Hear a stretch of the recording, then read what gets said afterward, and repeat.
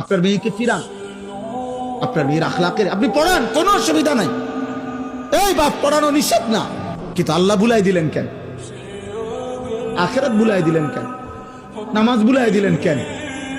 কোরআন ভুলাই দিলেন কেন?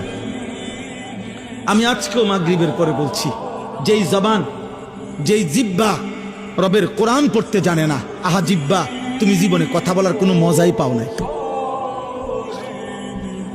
কথার কত স্বাদ, জিব্বার কথা বলার যে মজা, তুমি সেই মজাই পাও না।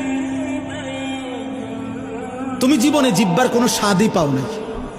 আমি সবসময় বলি, যেই চোখ মালিকের ঘর দেখে নাই, কাবার কালো গিলাফ দেখে নাই, মদিনার সবুজ গম্বুজ দেখে নাই, ও তো দেখার কোনো মজাই পায় না।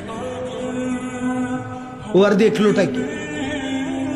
কালো গিলাফ যে দেখে নাই, সবুজ গম্বুজ যে দেখে নাই, ওই চোখ আর দেখলো কি বেটা? কক্সবাজার 1 কোটি বার দেখলেও তো কালো গিলাফের সৌন্দর্যের সামনে কিচ্ছু না।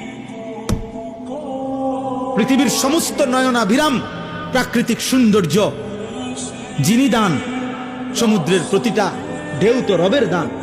হ্যাঁ, এই পৃথিবীর দার্জিলিং বলেন আর যাই বলেন, সব সুন্দর। ফুলের যত সুন্দর, গাছের যত সুন্দর, সাগরের যত সুন্দর, নদীর যত সুন্দর, এ তো মহান আল্লাহর দান। সেই মালিক চারিদিকে যত সৌন্দর্য যিনি দিছেন, তিনিই বলছেন, আমি আমার কায়নাতের সবচেয়ে বেশি সৌন্দর্য আমার মদিনার বন্ধু, আমার মাহবুব, আমার রসুলকে দিয়েছি। আছে খুবা হামা দারান তু তানহা দারি। আল্লামা ইকবাল বলছে, হে নবী, 1.25 লক্ষ নবীর যত সিফাত, গুণ, বৈশিষ্ট্য একা আপনার মাঝে যদি তালাশ করি, সব আপনার মাঝেই খুঁজে পাই। আপনি একাই সব। আপনি হাসলে পৃথিবী হাসে, আপনি কাঁদলে পৃথিবী কাঁদে। আপনার হাসি সেরা, আপনার কান্নাই সেরা, আপনার জীবনের সবকিছু সেরা।